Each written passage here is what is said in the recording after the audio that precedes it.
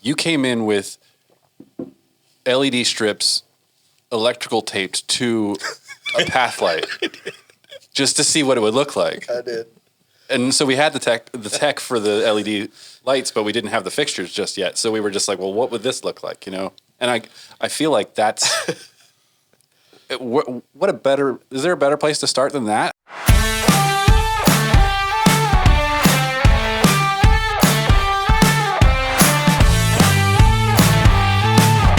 All right, welcome to another episode of Company on the Rise. I'm your host, Christopher Keeney, and we've got Chris, Becky, and Evan. And this is your chance to listen to a podcast about entrepreneurship in real time. Not before we did it, not after we did it, but while we're going through it. We've already talked about why we're doing this. Yep. How about we talk about how Haven started? I like it. Like it. Let's do it. Okay. How did Haven start? It was completely by accident. So we had Evan was around at the time. So Yes, we had two other. I had two other businesses at the time. One was a industrial scale business that made scales for conveyor belts, and the other one was a bling up motorcycle lighting business, online business. That's two extremes. Two extremes, nothing to do with each other. Ironically, They kind of informed each other a little Haven bit. puts it all together. So Yeah. the scale business was, we did quarries and mines, scales and quarries and mines. So they were located miles apart from each other. Okay. And the customer needed a way to get all that information into one spot. And so that's where the cloud came from for us, technology-wise. So we developed the product to get all the information to the cloud, so then we could have an app that they could use to get all the information in real time on their phones. And then on the motorcycle business, that's where the lighting part comes from, is during that time I got a wild hair and I purchased a little tiny motorcycle bling up business that sold strip lighting, LED strip lighting online.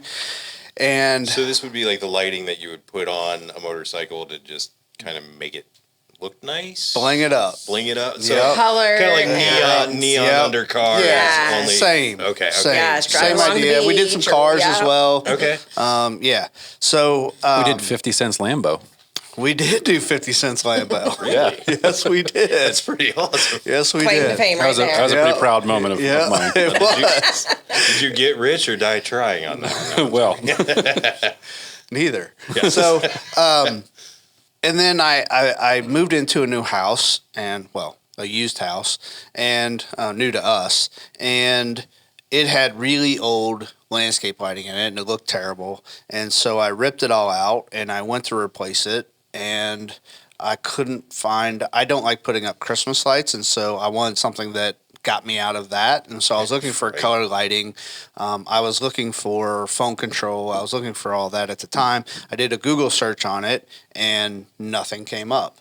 And so I said, well, if it doesn't exist, I'm gonna make it.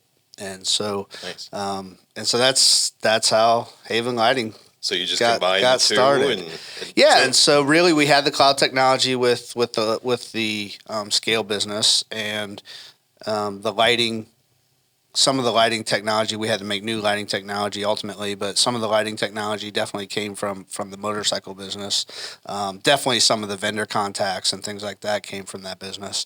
And so we were able to take that and combine them into two, or combine them into one. Later on, I ended up selling the scale business. The motorcycle business actually was never that great of a business, so we kind of just shut that down. And when Haven Lighting started just really scaling, Yeah. and so so that's how it all came about. And I think really the takeaway on that is this mantra of keep going. And I got into the scale business because I think we talked about last time, I was running a couple divisions under private equity. Right. We flipped it a couple times. I ran them like my own business, and then I kind of was at the point where I knew that I kind of wanted to go off on my own. And so I left that business with really no plan other than I'm going to do something. Right.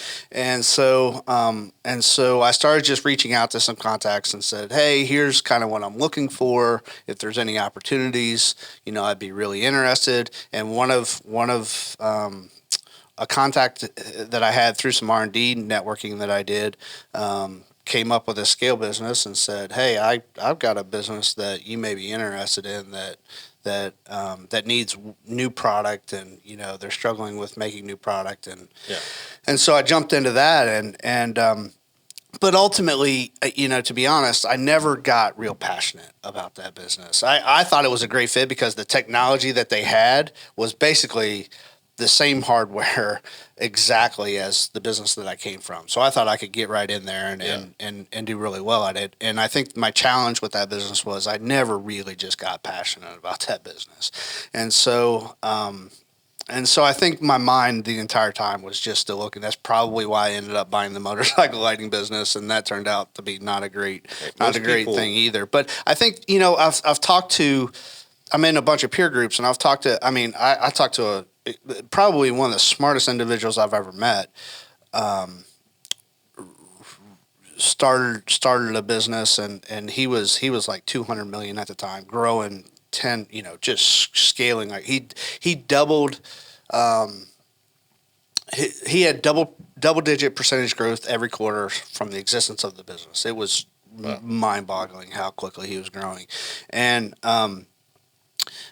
but after I got to know him a little bit, he's like, "Yeah, this is like my sixth try," Right. and it's like first I ran this computer business, and that didn't really work out, and not that they go bankrupt, right? You end up just like the scale business. It did fine. We grew it a little bit and ended up selling it off. Until you can find your niche and what you're really passionate about, just get in the game. Right. Just get in the game and Right. you'll somewhere and find out what really drives you and you'll get there. Well, I'd like to bring up a detail about transitioning between our focus being the motorcycle business and then the landscape lighting business. And you came in with LED strips electrical taped to a path light just to see what it would look like. I did. And so we had the tech for the LED lights, but we didn't have the fixtures just yet. So we were just like, well, what would this look like, And I feel like that's is there a better place to start than that? I don't think so. Like, it is a pure conceptual thing, So it was just double-sided tape. It was like Scotch tape. It was as about as garagey as you can get. Yeah. What do I have in the garage? And let's see if I can make this work. So is that Series 1 then instead of Series 9? Series double zero. That was really seen that in the museum. Yeah, we need. That was really just proof Need a of display case for that. That was really just proof of concept. That was, would this work? Right. And I remember I called my business partner, Jonathan. I was out there one of the evenings. I don't know if it was that evening or not, but one of the days very soon after that, out in my yard at night, and I called him. I said, "This will work. We can make this work. We need different technology, and but ultimately, this idea will work." Yeah. Yeah. Now, was Jonathan always your business partner, or was it through this? Jonathan was the head of R&D at the two divisions that I ran previously. Okay. And so when I left, not right away, but eventually he came over. Okay, so it wasn't like Jerry Maguire where you went in there and made some big speech and he came with you. No, okay. No. So did you have because you're Haven Lighting, did you have that name in mind when you were taping the lights together? No, we did not. So we started. We were trying to find something that had to do with lighting, and all the names were taken. And we ended up, I started looking at moons and everything, and we ended up with one called Hyperion, That's like which I think is a moon of something. It's a moon of Jupiter, I think, maybe? I don't remember. Yeah. Did that come from you? That sounds like something. No, it came from Chris. But when he brought it to the table, I was like, hell yeah. I was going to say, that sounds like you. It sounds like you. And it's totally like you have a cat named that or something. So we were I think you're the only, you and him might be the only ones who knows the moons of Jupiter. No, we were Googling everything. Okay. So, because it's very hard in lighting, every name regarding light is taken. Yeah. And so,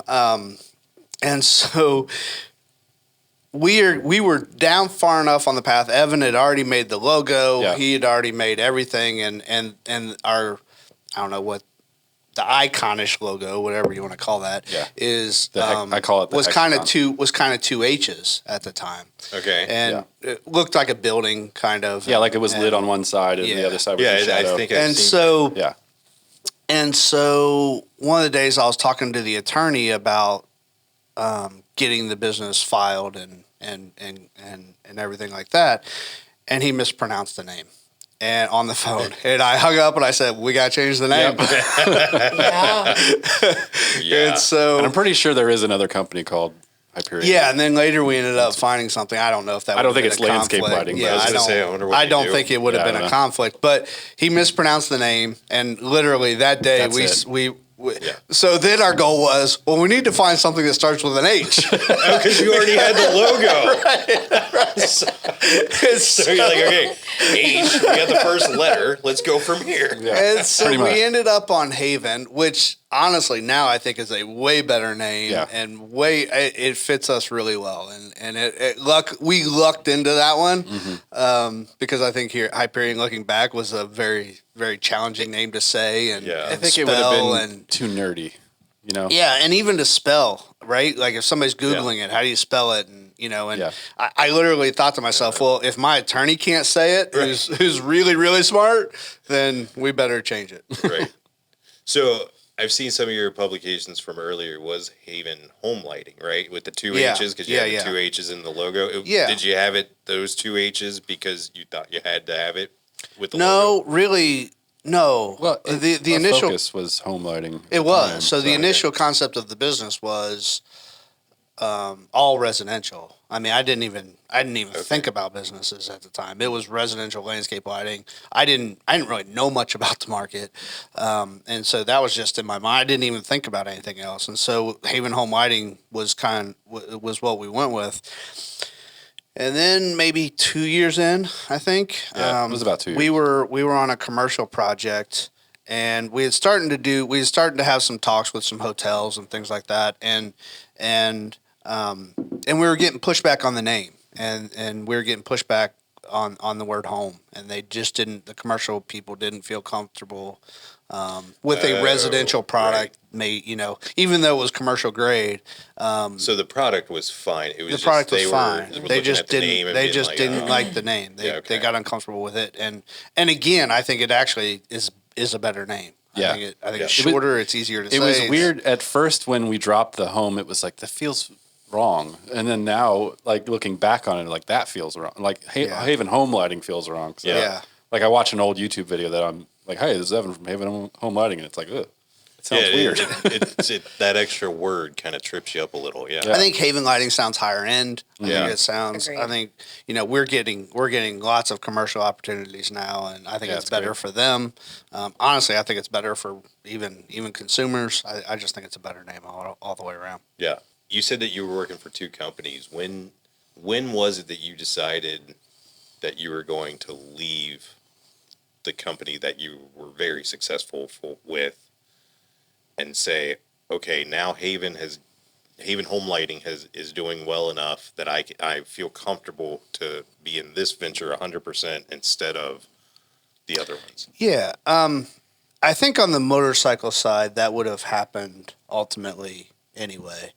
The motorcycle market is a dying market, and so our biggest customer base were Harley Davidson owners. Harley Davidson in the last few years hasn't done all that well because their customer base is getting older Right. and not buying motorcycles Yeah. as much, and And so. they're not changing their technology. Yeah, and it really that kind of market was a long term, probably a 10-year fad that, much like the car underglow market, Right. kind of was kind of going away. So you got the combination of It comes back every Fast and Furious movie. right. You had the combination of the motorcycle market decreasing plus the fad kind of decreasing, and so that market, and plus it was a small business anyway. And honestly, I probably spent too much money trying to develop products to make that work when I probably should have stopped a little bit earlier than I did. So that I think ultimately would have gone away anyway, regardless. But given the growth rate of Haven, we really almost didn't have a choice. I mean, Becky was Yeah. trying to keep up, and it was was a struggle. it was rough. It was just trying to keep up and keep customers happy, and it was hard. And then on the scale side of the business, out of the blue, I got a call from a scale business, a much larger scale business in the industry, that didn't have the technology that we had, didn't have the product that we had, but they had every other kind of scale in that market, and so we were a really good fit for them, and that was I wasn't looking to get rid of that business, but they called up and said, "What do you think?" And at the time, Haven was growing, and they gave me an offer that It was serendipitous. that I felt They gave was you an offer you couldn't refuse. I felt it was a good offer, and it wasn't. It was. I thought it was good for them. I thought it was good for us, Yeah. and so. Plus, we had the Haven side. That would allow me to really focus on Haven 100%, which Which think was ultimately needed at that point, I think. Yeah, I think ultimately was needed anyway. And Well, that's pretty again, cool. it was, So like all the stars kind of aligned. it just for kind you of to- came together. But I think that happens in a lot of ways. I think you make your own path to some degree. Agreed. Even though you don't consciously know it, I think in some degree, I think the more you talk about, I mean, we knew at that time when we sold the scale business, we kind of knew Haven was on this growth rate that was quite insane. And so we kind of knew that this is the time. And this is the basket you want to put your eggs in. yeah, and so we had this opportunity to sell the other business, and so we took it. Nice. Yeah. So now, Becky, I think we talked about this in another podcast, but I forget. Were you here from the beginning? No, I was not. So I started just over 2 years ago, and at that point, I think a lot in the beginning, I was hired to do Haven work, but Joe Florida was consuming a lot of my time. And Joe Florida, that was the motorcycle business, right? Yep. Should we Yep. not say the name? No, you can. Okay. So Doesn't that exist was anymore. So so that was consuming a lot of my time. Right. You know, just working in the phones and the orders and trying to get things out and just trying to keep up. And so at that point, then when all of this was kind of coming to a head, because Haven was just taken off, and then COVID hit, and it really, people were doing more stuff around their houses and Right. so forth, and so it all just kind of worked out, and so I really needed to focus more time over there, and so everything just kind of fell into place. Cool. So when you guys started the business, did you immediately move into the offices you're in now, or did you have to find that space? Like what? This like, is our were you fourth working out of a office? garage, or like is it like We Steve were Jobs? working Okay, like? so we had- out of the double unit CMC, We the did. triple unit CMC. Yeah. What's a and then- CMC? the name of the complex. The name of the okay, complex. okay, Yeah, it's a office complex. Okay. And then we were on off of Mineola, whatever. What was that street? Yeah, we Jamaica. We were on we were Jamaica. probably And then we were here. doing some assembly stuff and some potting stuff and some stuff in that office complex that we probably weren't allowed doing in the office complex. Yeah. Soldering irons plugged Statute in of everywhere. limitations. Yeah, I mean, if you think about your standard 1-bedroom apartment, that's about Yeah. what it was. Yeah. Oh my gosh. Yeah, and we were trying to do everything. Actually, I wouldn't in even there. say 1 bedroom. I'd say like an efficiency or something. Yeah, They were tiny. Yeah, it was tiny, and Like, yeah, think it's- about that and where we are now and where we're heading, like, because we are busting at the seams now. I know. And that's so much bigger than what you're talking about. Yeah. Yeah, it was. And then tiny. where we're going is, 10 times bigger than where we are Yeah. now. And because this year we're going to be moving into a bigger complex, right? Yeah. 65,000 square foot. Wow. Yeah, Wow. it's 10 times where we are now, Wow. Yeah. which is awesome. So we went, Yeah. we kind of doubled We the keep area, doubling, yeah. the area the first time. We doubled the area, and then we went on Jamaica. That was probably 10 times what it was from the office complex. Yeah, and it was then about we doubled to move here, and then we're doubled going to here. go 10 times again on the next one. So Wow. Yeah. That's I can't definitely wait a for the company on next the building. rise there. The Can't next one wait. is going to be really awesome. can't wait. It's going to be so exciting. Yeah. I think one of the things that we should touch on is I was running these other divisions at the time. We flipped them a couple times in private equity. That gave me a little starting money to go off and do these other things. Okay. But I think sometimes in entrepreneurship you don't have those opportunities. So one of the things, and maybe next time or the time after in these episodes, is we'll interview. I have a person in mind that's done 3 different businesses and funded them 3 different ways, and so I think that'll be an interesting topic on. A lot of people think that, well, I can't get. They put up their own hurdle and say I can't get the funding, and the funding there's all kinds of creative ways to do different opportunities with different businesses. And yeah, because there's like angel investors out there there. is, or even if you want to acquire a business, some businesses will fund will fund the loan for you to buy them, and those kind of, especially entrepreneur businesses. So there are lots of opportunities. Would you ever sell Haven, do you think? Not anytime soon. No? Nope.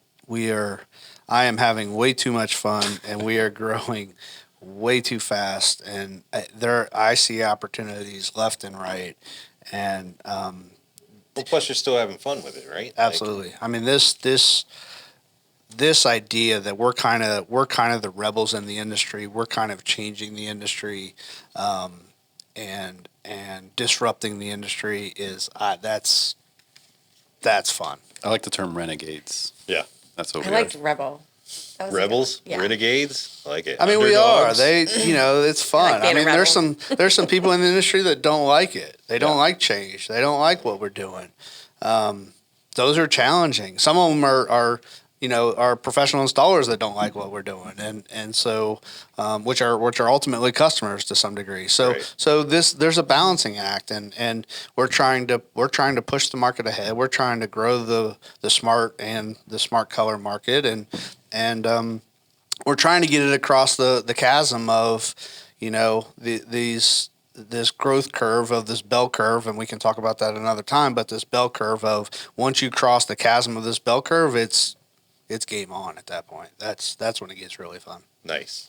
There was a Total TED freedom. Talk I was watching by this British guy who makes his own instruments and stuff. His name is Look Mum No Computer, and he tries to do everything analog and everything from the ground up, and he does all his own circuit boards, whatever. Nice. And he was talking about how his ADD brain couldn't focus on the things he was supposed to focus on, so he kept focusing on these distractions, like building a bicycle that has a flamethrower on it.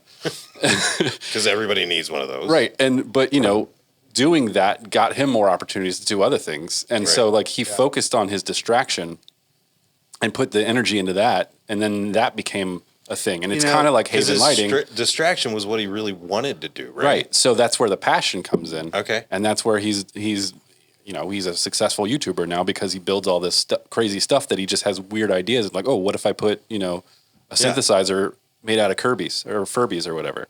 The interesting part about what Evan just said is that I was in a peer group. There were probably 12 people around the table at dinner, and one of the guys asked the question, they were all business owners, they were all entrepreneurs, and he said, well, how many people here have been diagnosed with a learning disability?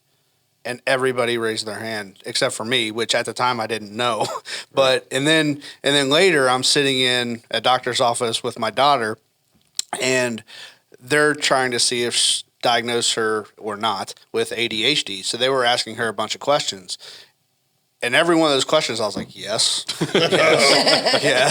yes. And I walked out of there saying, I definitely have ADHD. Like, there's no question in my mind. I answered yes more than she did, and so that's. But I think it's to Evan's point. I think that's part of what's beneficial to entrepreneurs is whether it's a learning disability or ADHD or whatever it is. I think it enables us to view things differently Yeah. and to look at things differently and to be distracted and to venture down a path that lean into somebody it. of normal mind would say, what are you doing? Right. You know? Yeah. And But you're used to spinning all the plates, so Yeah. it's more like is it stranger for you when everything's calm?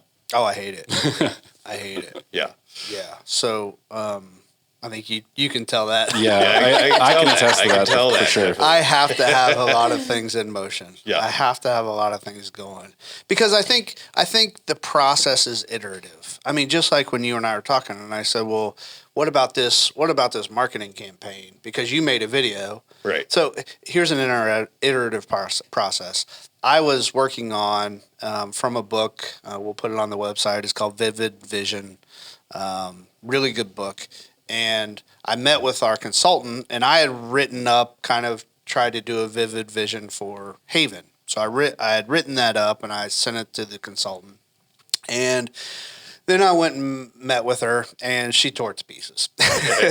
And she said, there's no passion in this. There's no rebelness in this that you guys are. There's no underdog in this. There's no nothing.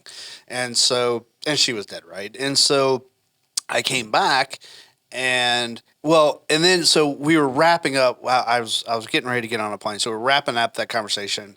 And I said, well, let me just read you one thing real quick. And it was that inspiration piece that I wrote on the website several years ago. Yeah. And I got done reading that, and she said, I have goosebumps.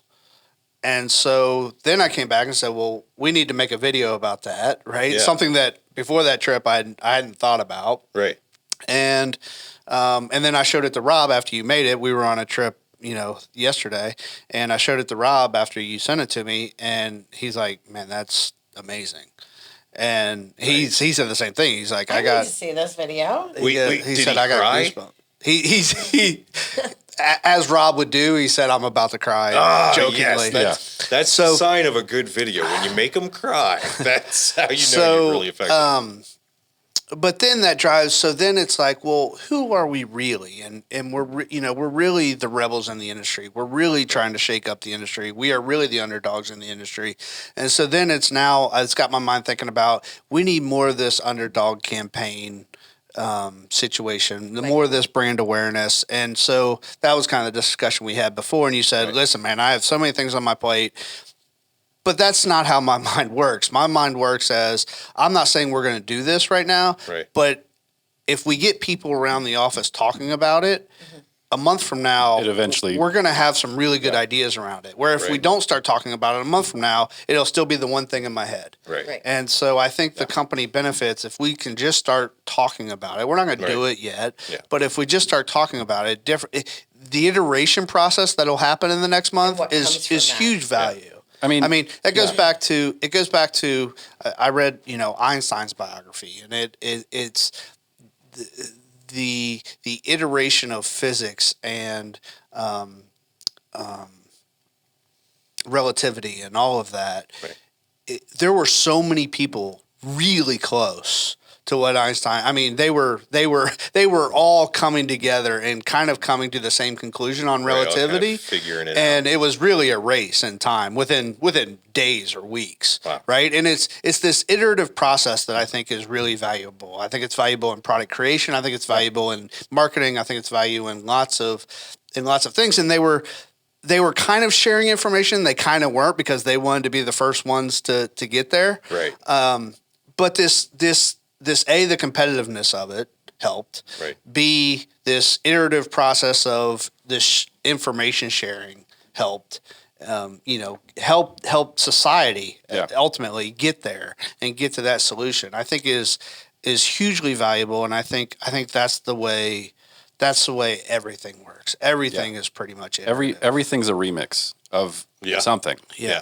There's a great book. It's called Steal Like an Artist, and it tells you that every artist has stolen from the artist before them, that no matter what you do, what you watch, it's derivative of something that's come before it. Yeah. So don't be ashamed or... And when it comes to things like tech and science and things like that, like that's the empirical method, really. Like it's like, you try one thing, things don't work, so you do it again. And I mean, do it's it again. really.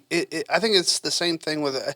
It's really this mentality. It gets people thinking about it. It gets people visioning different things. I mean, the 4-minute mile is no different. If you read books about the 4-minute mile, there were nobody ran a 4-minute mile, and then all of a sudden there's 10 people that are really, really close to a 4-minute mile out of all of a sudden. And it's because of this iterative process where all of a sudden people start to see this is possible. Right. Like this can be done. Yeah. Right. And it's that the competition that kind of drives people. It's all. I think it's all of it. It's the iteration of it. It's the competition. It's every bit of that is valuable. Yeah.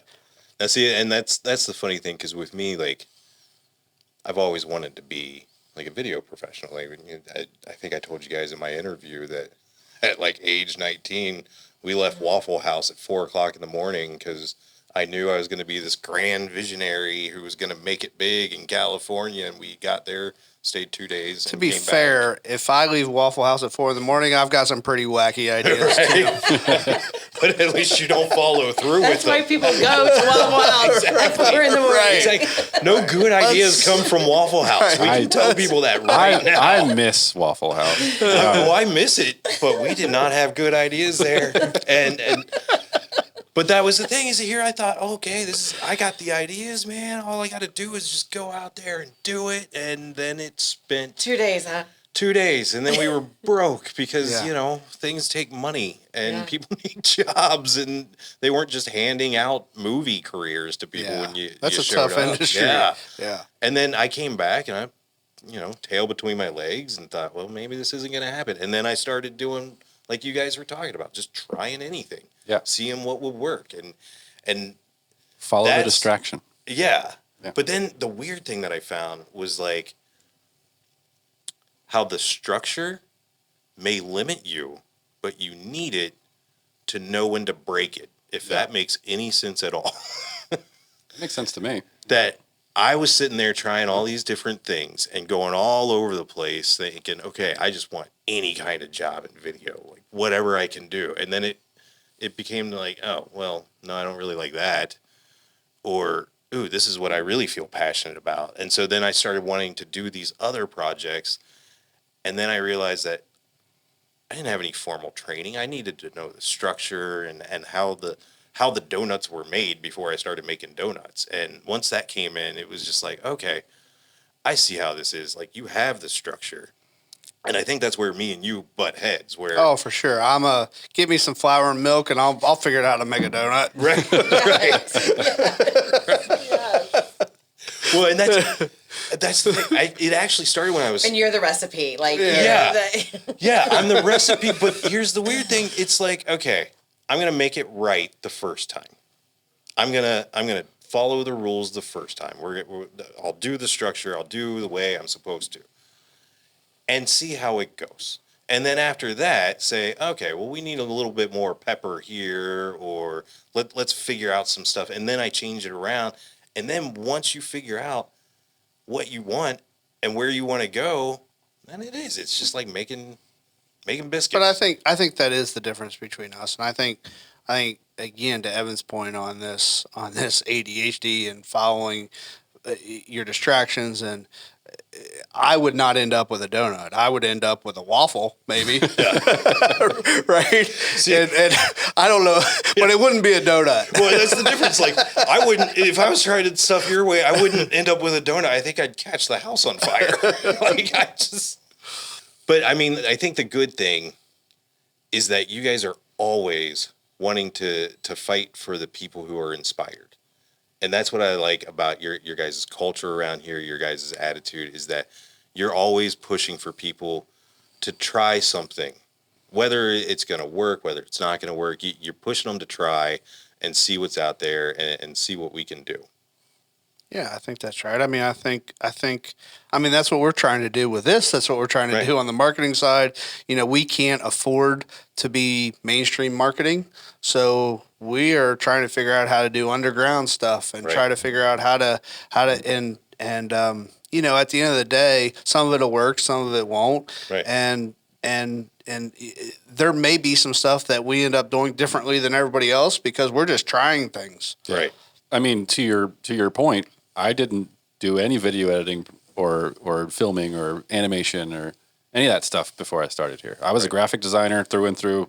Give me print media, give me digital, like just doing ads and stuff. Right. But as soon as it's in motion, no, that's somebody else's job. Nope, not anymore. You know Right. what I mean? Now it's like, all right, it's Yeah. in motion. I gotta figure out where this motion's going. Yeah, exactly. That comes from. I mean, I give Evan a lot of credit for being open to doing that, and it also comes from when you're a small, fast-growing business. Gotta You wear a don't lot of have hats. much choice. You have to wear a lot of hats, and that'll Right. be an episode that we'll talk about next. Yeah, that one, and I think funding businesses. I think that Yeah. one, because I want to know how you guys really funded Haven, how you guys. But I mean, Yeah. that's one that's Yeah, let's talk about that. I'll get Russ Sorrells, who is a multi-time entrepreneur. Okay. Funded businesses completely differently at different times, which I think will be a really interesting conversation yeah, and helpful too. and very helpful. Yeah, Yeah, I'm curious as to why he changed it every time. it just. Just following the opportunities. Well, sometimes you don't have the funding to do it any other way. Mm-hmm. B, sometimes the opportunity presents itself and you take it. Yeah. And I think there's just lots of different ways to go about it. And I think those are some of the things that aren't talked about a whole lot. So I'm excited to get into that. Nice. All right. Well, thanks for joining me on this episode of Company on the Rise. We're gonna have more to come, definitely. And Chris, Becky, Evan, have a good one. Thank you. Thanks for having us. We'll see you.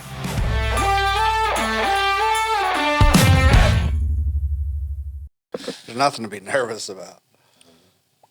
It's only 1 million people watching. Is there? Minus only a job, 999,998 nothing to be nervous because about. my mom watches. Does she? Yeah. I love moms. For more Company on the Rise episodes, click here to subscribe.